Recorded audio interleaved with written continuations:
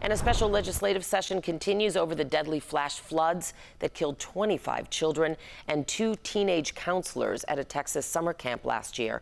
The camp apologized yesterday to the families of the children who were killed. The mother of one survivor is fighting against the camp reopening. Girls began crying for their mothers. Girls were crying that they wanted to go home. We were devastated alongside you. I regret not communicating more with each of you earlier, and I'm so sorry.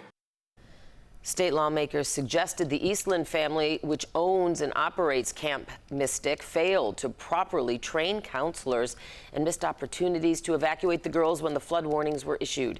Owners offered to step away from running the camp if that will allow it to reopen this summer.